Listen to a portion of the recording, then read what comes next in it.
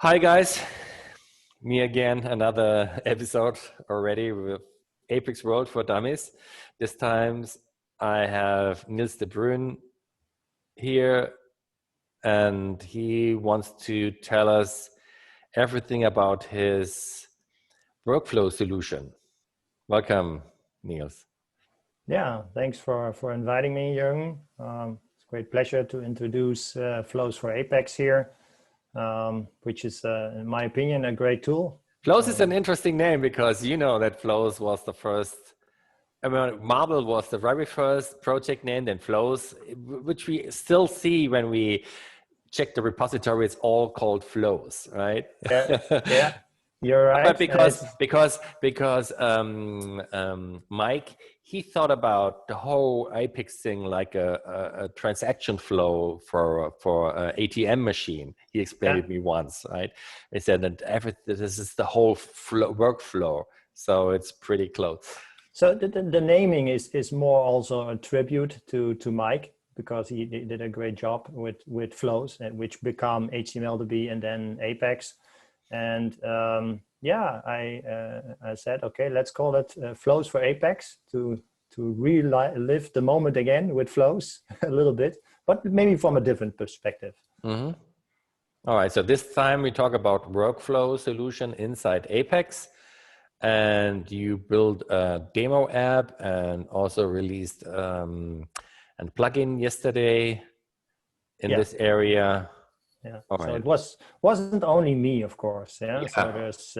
When I say you, it's your guys, you and your guys, right? Yeah. So maybe I'm the one speaking here, but in the end, it's a community project. So there are also other people involved here, and they all do a great job, and it's a great team to work with. So yeah, we've built this tool called Flows for Apex. It's not only about workflow. It's maybe the main purpose. Could be workflow, but you can actually call it like a process flow. You can model with it. Mm-hmm. So yeah, this is an open source tool we developed. The idea came in the end of 2019. Where I said, okay, we already have a possibility to integrate external systems like Kamunda and such, which do a great job, but it's not easy to use. So it's not like a one-click thing you can actually start using immediately. And I came with the idea to actually integrate BPMN.io, which is a JavaScript framework for process modeling, all within Apex. So Flows for Apex, in the end, is a tool with which you can model and run your process flows with, all within Apex.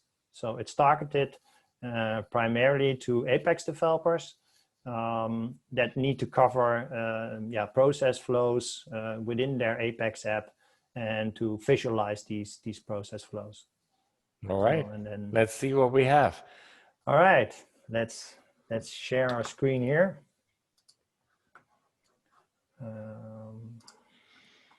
There you have it. So this, what you told, this process modeling language, this is a standard, right?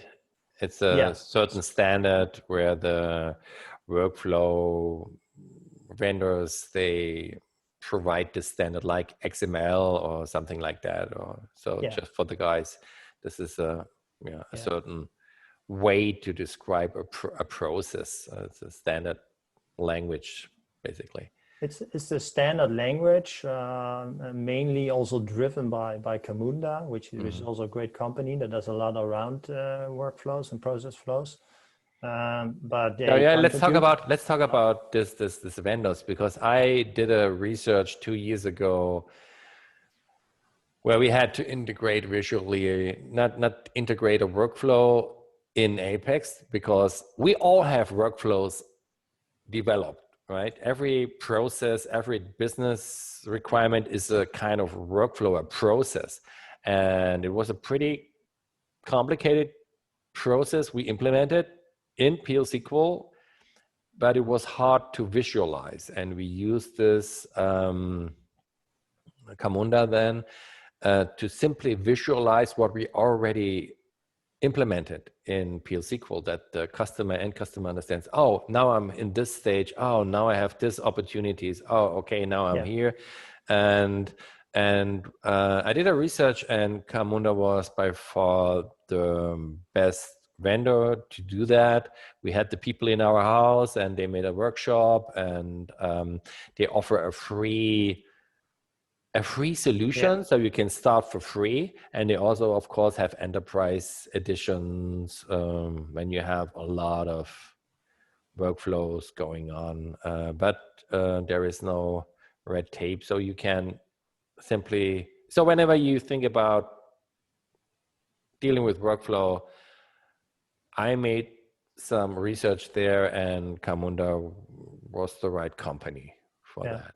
You agree on that? Yeah, I totally agree. We also did some research in that area, and we are not the only ones. And I can certainly say that we do also a lot with Kamunda, with the product also around it. And we have to actually, say, okay, Kamunda is not, we always talk about Kamunda, but there are actually two things. There is the Kamunda engine, which does the whole runtime instances of the processes. And then you have the BPMN.io, which is actually an open source JavaScript framework to model your flows with. And both are normally called Kamunda, but you can actually say, okay, and that's what we did. We only use the BPMN.io open source JavaScript framework and integrate that within Apex.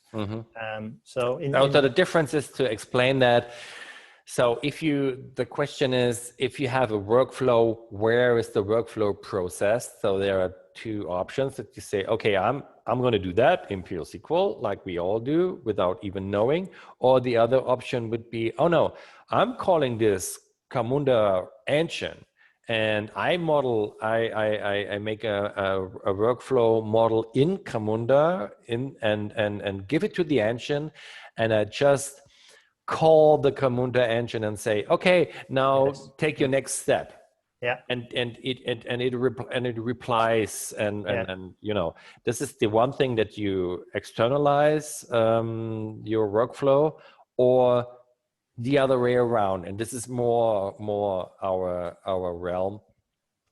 So we say I did we have this workflow already built inside Apex, inside PL/SQL, and now we need to visualize what we're going to do. And this is where this JavaScript framework comes into play, where you can visualize and design a process workflow, and also interact with Apex and see, oh, you're on this step now, and you have these opportunities now, and you can click on a certain rectangle, and then you can invoke something else with that. Just to make this clear. All right. So that's flows for Apex. Let's focus on that.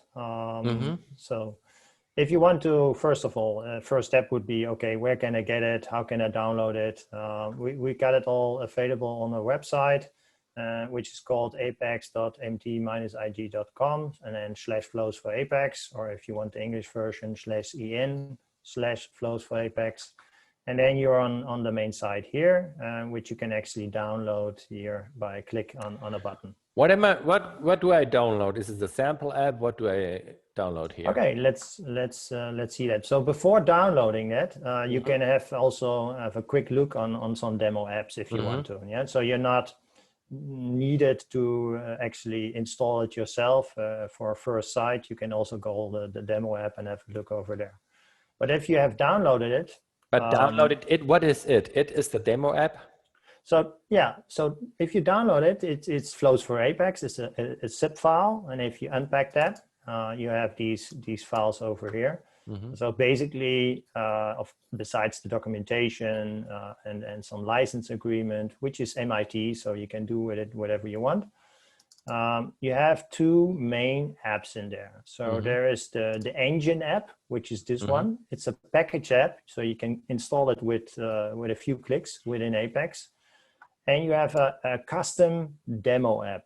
Yeah? So this is more like package apps in Apex, yeah, that actually leverage the functionality. So to actually get the demo app running, you first need to install the engine app, yeah, in your workspace. So if we go to our workspace, I've already installed it here. So here is the engine app, and here is the demo app. So let's first have a look at the engine app. Yeah? So if you first run it after authentication, so you use your normal username and password for that, but you can do whatever you want, of course, as we all know in Apex. You can also do single sign-on. But then you are here in the main app, which is the modeler. Yeah. So here we have integrated BPMN IO inside our Apex environment. So this is the JavaScript framework to create. Yeah, that's what you see over here. So this area here, that's all BPMN IO, which is the open source JavaScript framework. And here I can start modeling my process flow. Yeah. So let's give you an example of this. Let me start modeling something here, just out of the box, some small process here, and do this very straightforward, I would say. So let's say we have submit an order form here. And here's a decision going to be made, let's say a country, and if the country is USA, then we have to fill in an overseas form. And if it is, let's say Germany, then we have to fill in a local form. So basically, very straightforward process. Yeah. So this is done like in a few seconds, as you can see. You can now save the process, give it a name. Let's say it maybe a form or whatever.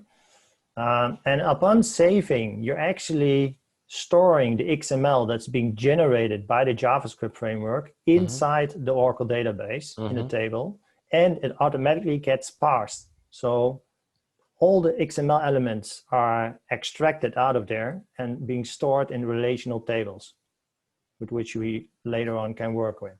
You can show us that. Can you show us that? Yeah, sure. So if we go into the app builder and in the backend, we have these tables here in place. So if we look at the table flow underscore diagrams, then we see actually, let's take this one. We just created this one. So here's the XML file. This is the whole definition of the flow. And if you look at the objects, then we have all those different objects in the flow separated now, stored in a relational table called flow underscore objects. And we have also another table that's called flow underscore connections that does all the connections between the objects. So if you have a look at this is called an object, this is an object, this is an object, and all those arrows between those objects are called connections. So this is something, of course, we need to do to actually start work with it. But it's already done for you. So if you click on save, then automatically this happens under the hood. Okay. And then you can actually run it already. So you don't have to deploy it because right now it's already deployed. It's stored in the Oracle database. So if you click on this here, you have here I would call it the instance monitor of Flow for Apex. So you click here on create, and you can create from a specific flow. Let's call the form flow here. I can create an instance of it. So I've now created it. I click on view, and it should actually show a little. There it is. Yeah. So we have the overview here, and I've created here on play, which means we're going to start the flow. So right now, this is pretty straightforward. I can actually now click through the process.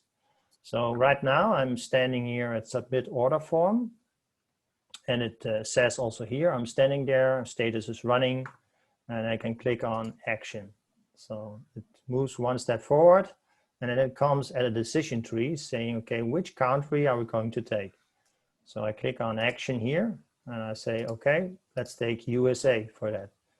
So we'll go one step forward, and then I have to fill in an overseas form. So right now, these steps are like manual steps to do. Yeah? But still, you have your whole process here documented, and you have an overview of where you're standing in your process instance. So you click on actions, and you walk through the whole flow here. And then the nice thing here is also you can see with the color what path you've taken through the flow. So that's a nice little thing you get there as well. So this is like a very straightforward process, but let's have a look at the demo application, which covers a more complex flow. So if we go back to our app builder here, and then there is the second package app you can install, and that's a custom app that actually uses the API of Flows for Apex to go through the process. So let's have a look into that. You just run it here, and then you have the possibility to click on this button, create order. So this is like a order shipment process we are now doing. Yeah, somebody is creating an order. In this case, let's say at apex.world, he's going to buy a t-shirt. Yeah? So he wants to buy an Oracle fan shirt size L. So and I'm going to say, this is my order. So I'm going to give it a reference here. And let's create that order. So I've now created one order, and now the whole shipment processes are taking place. So I can first click here, and I can have a look at the instance where we're at now. So as you can see, this flow is a little bit more complex, has some parallel gateways here, has some drill down in here, so subflows as we call it. And we have also, which is nice, the Apex fan shop has different kinds of parties involved in the whole process. So there's a logistic manager, there's a clerk, and there's a warehouse worker. And we all derive that from the whole flow and store it in a relational table. So now we can actually provide inboxes for those activities for each kind of role. So as you can see here, we have now two current activities taking place. So one for the warehouse worker, and that's listed here. And that's one here for a clerk, that's listed over here. So normally, of course, you would log out and you would log on again, but this is a little bit cumbersome for the demo. So I made the demo application as such that I can see all the roles and I can manage all the roles and go through their activities. So you see both roles, clerk and worker. So in the real world, I would log in as a clerk or as a worker and just see my... You would, just like an inbox, you would see only your activities that apply to you. Yeah. So in this case, I can see all of them. So let's go through them. Let's first click on this one. And this is like a manual step to undertake. So there's nothing behind. I can say, okay, I've done this activity and I'm going to proceed. Now I have a mode of delivery for the shipment, which is either a normal post or a special character. Of a carrier. So let's take the normal post. Oh, there's the list here, and let's proceed there. And now it asks me if I've checked if the sender needs additional insurance for the package or not. So I'm clarifying this with the customer right now, and then I can say, okay, I've clarified it. So now I can also give you an answer on that. And in this case, we have a parallel gateway. So we can either select one of those paths, or we can select both of them.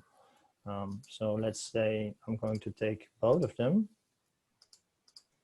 and proceed again. And now you see that both of them are actually current.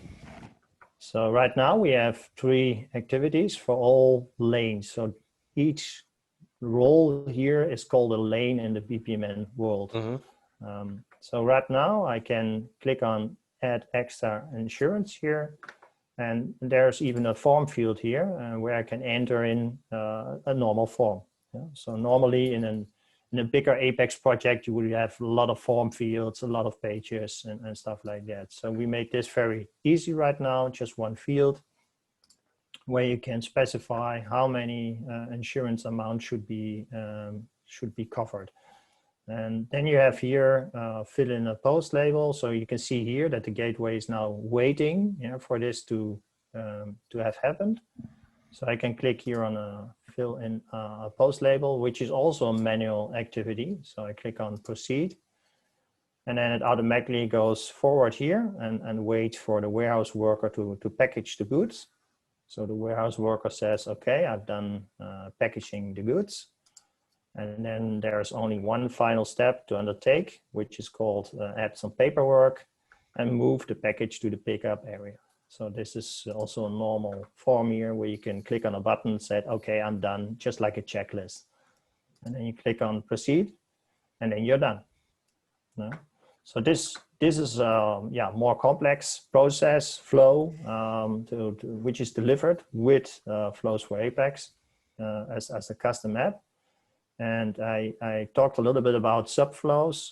So if you click here, you can actually drill down in a process flow, which is also pretty great. We didn't take this path here, but we could have, and then it would actually do a drill down in there and follow those steps that are specified in the subflow. So this is all now available with Flows for Apex version 4. And we worked very hard on this in the last couple of months with the whole team to get this all streamlined. And as you can see, this is to demo this is just a few clicks, right? This is nothing you have to program. But of course, we did some work in the end. So to get this up and running, you first have to model your flow as shown before. Yeah, so we have this modeler. This is this one app where you model exactly this flow. And then in your custom app where you really want to use this flow, you just reference that and load it into your real Apex application and give the customer or the end user then this process model, and then he can click through it or go through it and visualize it. This is one thing. If you just say, like we had, this flow is already, built in the regular Apex app. You do a lot of steps there, and in PL/SQL, we have built the whole workflow, and you just can come back and say, oh, why didn't I get this approval? Then you go back and see, oh, this is the path, the process runs so far, and this is where it hangs right now, because nobody approved that, and then you can take any action. This is just a visualization. And the other thing what we have right here is that you actually can, this is what you're supposed to do with a workflow, not only visualize what you have built somewhere else, but actually do the flow by yourself. And it's not just that you click through it that to bring this process forward, but you can also invoke complex programs behind the scenes, right? Whenever I click on something, right now you just select yes or no, or have some select lists or add some numbers. But in real world, you can create a complex calculation, and it gives you something back, and you can interact. So what's important for me for the people to understand is that these are not separate worlds. So the forms you showed, the select lists you showed, these are Apex stuff, just right? Low-code stuff. In Apex. And I think this is the most important thing to understand, that you have this workflow area, which is designed somewhere else, and you bring it in here.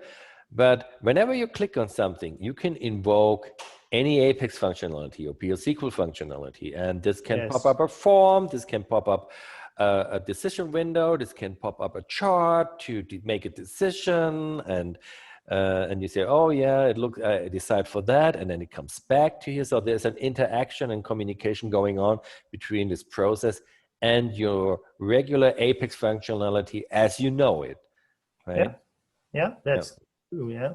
So what we did to make that possible is to publish a plugin for that, which is called the BPMN Viewer plugin. It was released just yesterday, and you can take that in within your existing Apex app, and then visualize the flow that comes from flows for Apex in your own custom app.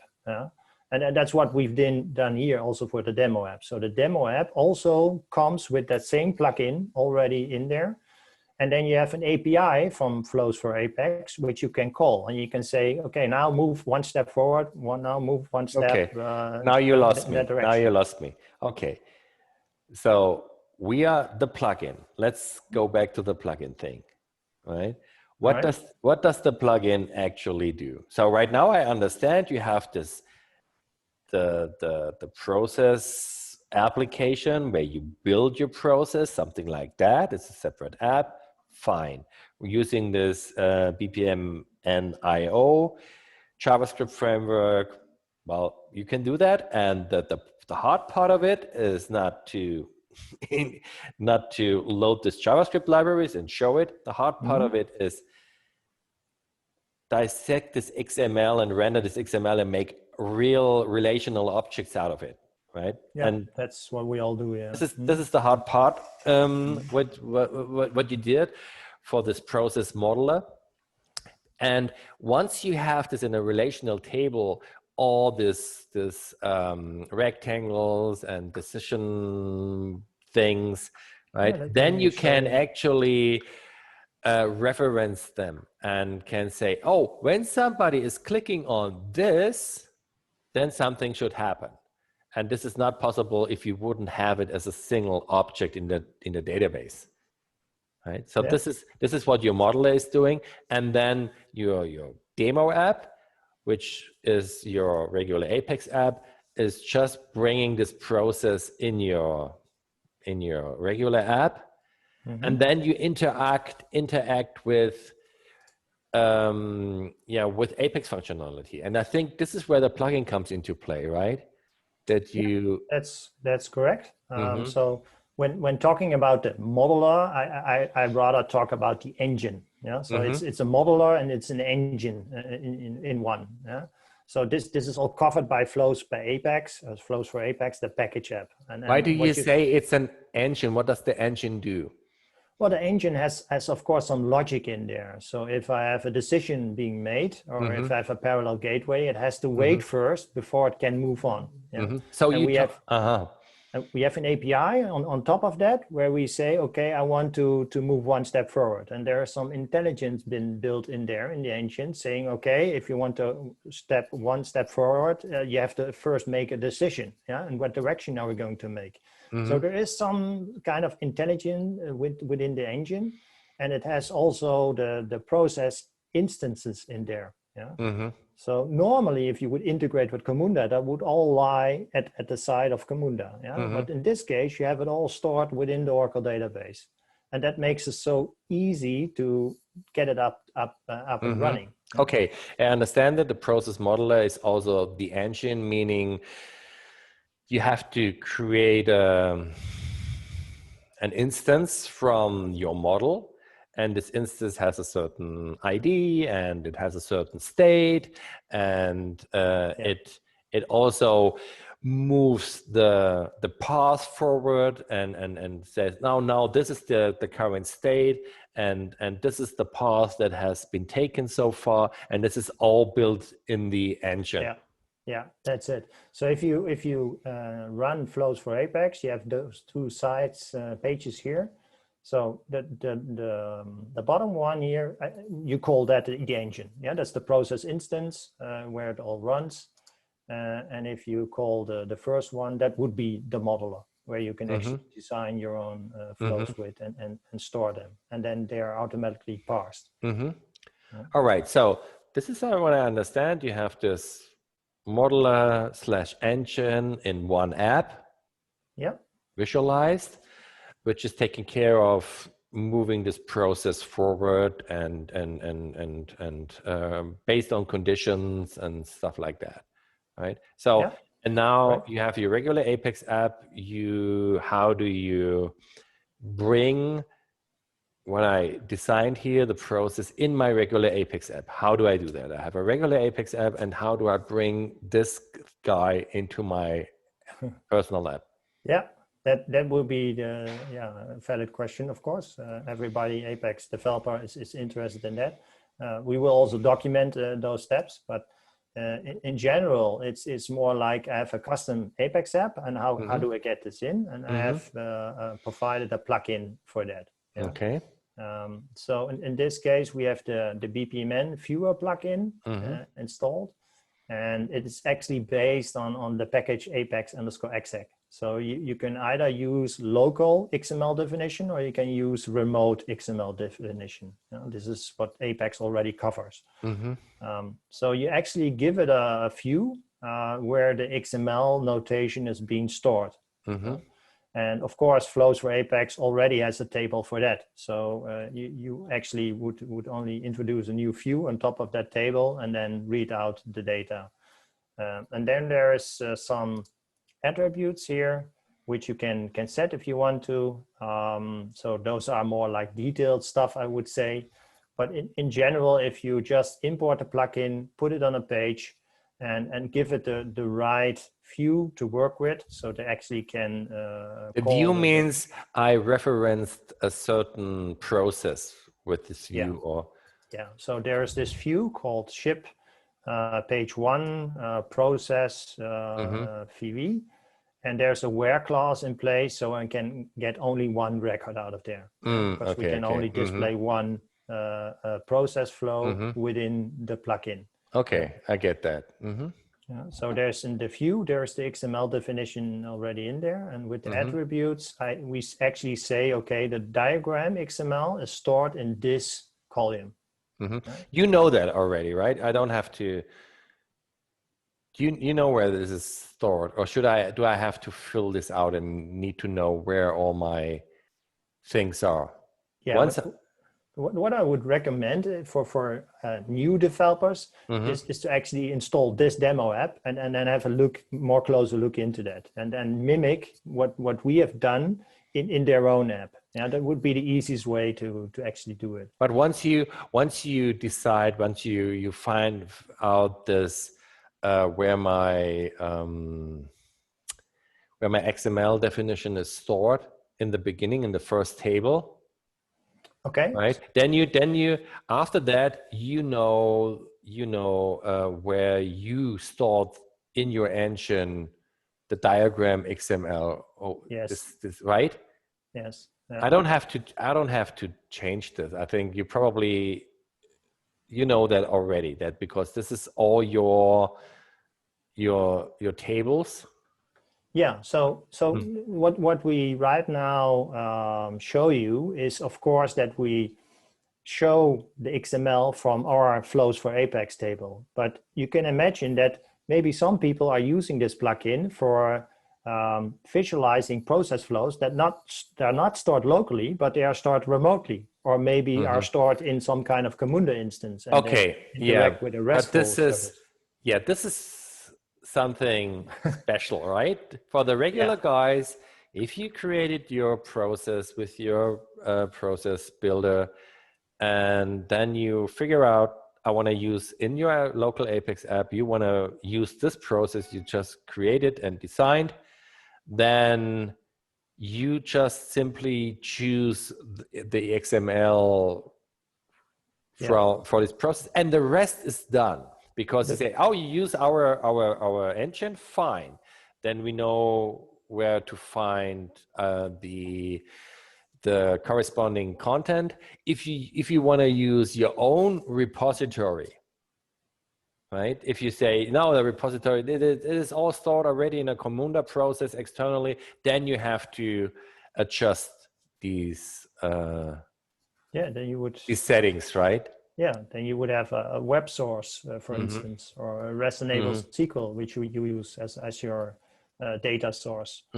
But normally, I would say, like in most cases, the people would like to have it locally. That's the whole point, yeah. Yeah, so normally you would install flows for Apex, then you have all the metadata repository in there, you have the modeler, and then you can use the plugin in your own custom app to visualize the process flow. Okay, so then we see the process on this page, right? And how do I communicate with the, this is the interesting part. All right, let's have a look into that. Let's create first a new order. Say call test2. I'm going to show you this right now. So now we have a running process again, and with some steps to undertake. So some kind of activities. So if I click right now here, then there's actually an Apex dialog, a model dialog popping up. So if we click on edit page for that model dialog, we can actually see what's happening there. So here are some fields that are conditionally being displayed. And here we have the different kinds of processes that are coming up. Yeah. So if we have one process step, which we call an activity, coming up and which is current. So this has a certain name. Yeah. If I click on let's say session. No, you lost me. Can we go rewind? All right. Go back. All right, so close this window. Close the model dialog. Just the model dialog. Not only the model dialog, yeah.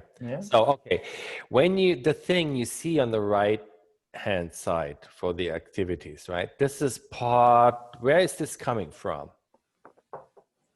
So this activity in this, where is this coming from? These listings here, let's call it page 1. Are coming from normal classic reports. Oh, is this something I do? This is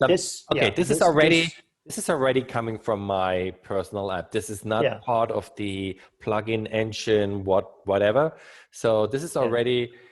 But it depends on what you need, right? So in this case, we have an inbox. Let's call it like that for activities for a clerk here regarding this process flow. So, and how is the connection if you click on a rectangle over here that you actually say, okay, you create an event or something and you are listening to the event, and then I get the event, I say, okay, if I get this event, I call a page, or, how this is, this is my missing link right now.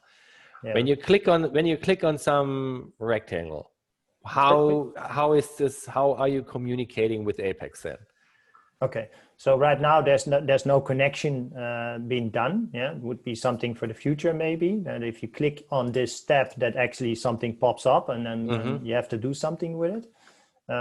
But right now this is more driven with my own reports, because the whole plugin is being provided as such, and then around it you have the custom application. Okay, so it's the other way around. It's not that you drive the workflow with the chart, but you drive the workflow with your forms, and then you visualize the decision you made there and write it back so that you refresh the chart and see where we are, right? That's a very important thing. Good thing that you brought that up. So Apex drives flows for Apex. Oh, okay, that's a very important sentence. Okay, now it makes totally sense for me. Okay, so this is the thing that drives everything, and then the left side is just a visualization. And how do you know? Oh, what is the question is the other way around. how do I tell once I have made a decision, you filled a select list, how do I communicate back to the diagram? Yeah, so this is where the API comes in place. Yeah, that sits on top, which you can utilize. So if we look at the SQL workshop and to the object browser, there is a package in there, and that's called flow_API_package. So if you click on that package body, then there are certain kinds of procedures you can use. And the main ones, I would say, are next branch or next step. Yeah, okay. And then you give it a process ID, you give it a subflow ID, and then you say, okay, I'm going into that direction. So here's where you actually drive the flow. Okay. That's where the magic happens, let's say. All right. So of course you have to call that procedure from your own custom Apex app. So that's where you still need a little bit of coding as of today. Yeah, sure. Because you call that API using PL/SQL. And then actually you do a refresh of the diagram, and you can actually see that the whole thing got one step forward. So that's basically how it works.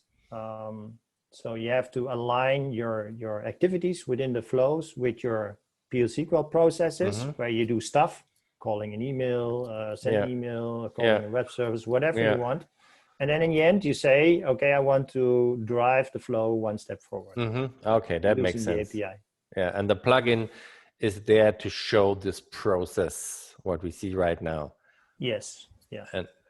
And so and that's where we are today, of course. Yeah, but we're still in development, thinking about our statement of direction, and then see how we can improve things. So, but that's version 4 of Flows for Apex. So what I wish for version 5 is that I can actually click the other way around, that I can click on some elements in the process, and then you give me a dynamic action which just tells me this element ID, and then I can go back and say, okay, this guy clicked on the very end, for example, right? And then I say, well, wait a minute, this is not possible. You cannot jump over a decision, right? And then can I give you an error message, or if he wants to click through the diagram, just give me back a dynamic action telling me what element he clicked, and then I have the chance to react accordingly and either call the API and do stuff and say, yeah, fine, you right? This would be maybe if this is needed. That's a good suggestion. We're looking into those kinds of suggestions right now for version 5. Yeah, and it shouldn't be hard just to, whenever you click on something, all you have to do is having a custom event, a flow event, and saying the guy clicked this element with this ID, and now it's all yours, whatever you want to do with that. Go ahead. That's also a major point, saying, okay, we want to get you started as an Apex developer within a few clicks, but in the end it's up to you as an Apex developer to live it up how you would like it to be. So you have your whole freedom there, which you're used to within Apex, which is great. And you're all in PL/SQL, which is not the case with Kamunda, where you have mainly a Java-based solution in place, which you install and interact with. And right now we're completely within the Oracle database with PL/SQL, and that's what we Apex developers love, right? Yep, we love independence. Yeah. So no additional software to install, just a few clicks and it's up and running. And the best of all, it's free. It's open source. You can look in the code. You can do with it whatever you want. And you have a documentation about the API, what to call when to do something, right? Yeah, we got also a documentation in place. So if we go to our GitHub site, so this is also for developers who would like to work with it. And the next version. So there are actually 2 repositories here, one for the plugin and one for Flows for Apex. And there you can see the team members here, the core team members, and you have here the introduction, how to install it. Then you have some documentation over here, nice. how to use it, what's possible, but even more important, what's not possible today. Yeah, because we don't cover all the elements in there. So let's give you one example. As you can see in this process flow, there is a timer object in there. And we already put that in the backend, but it's not on the front end yet. Yeah? So you have to do some manual stuff in there to actually get it working.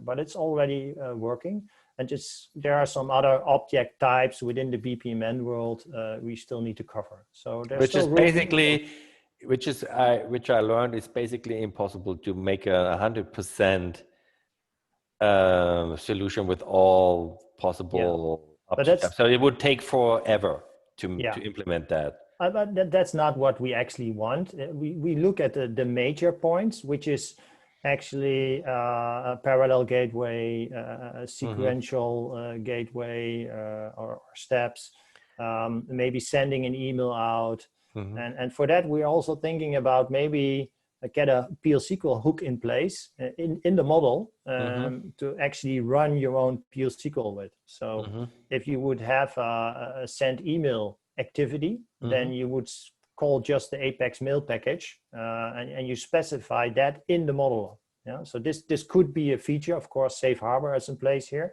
but this could be a feature for the next version as well. Yeah. So I also would say 20%. What a regular guy would come up with, like, oh, I have a decision, I have something in parallel, and it's coming back, and this basically it is it, right? And that whole thing, the kamunda guy told me that it becomes really complicated if you have to support 100% of the standard. This is something for you to do for your lifetime then. So to make this simple, what we would come up with the regular elements. Yeah. This is so already there.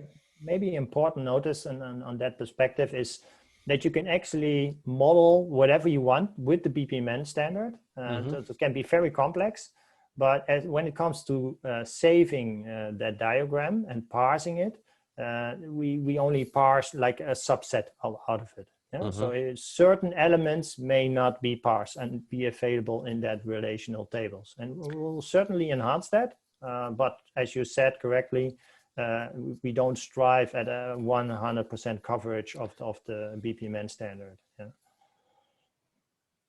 All right, great. It. That's basically it for right now. Of course, we have other sessions that might be upcoming where we go a little bit more in depth on that perspective. But I think it's a missing feature of Apex as today, because you don't see this kinds of functionality within Apex. And as you see other vendors, they actually come up with stuff like that. So I really believe that we need I think it's the right decision not to create everything or go everything by yourself, because workflow is a very complex subject, and it's a great idea to use the people who already made it perfect and simply integrate it like you did, right? It's like use the kamunda knowledge and this JavaScript API and integrate it better than, oh, we make our own workflow solutions that, oh my goodness, you need 3 people working 24/7 to come even close, right? And do you really need that? And I would rather prefer to focus on the core thing and make the API and interfaces open that we can integrate whatever we like, right? And which is a perfect example for that. It just helps you tremendously to speed up, when doing workflow. So it's not really a decision anymore. Do we actually want to do this? It's already there. You can immediately start using it. So that's, in my perspective, great. It helps you a lot. It doesn't cover, of course, all the use cases. There might be, of course, Apex applications that don't need this for sure. But for certain, there are some use cases where, especially with approval workflows going on, you would need this kind and of even solution. like we use it just for visualization. It's really helpful because probably a lot of times you have a complicated process in place anyway, where the business owners, they understand it. Sometimes I don't even understand it, but they know the complicated process that's going on, and it's really helpful. You can use this thing just to visualize, just to visualize where you are, right? Yeah, correct. In your complex process, and this helps a lot.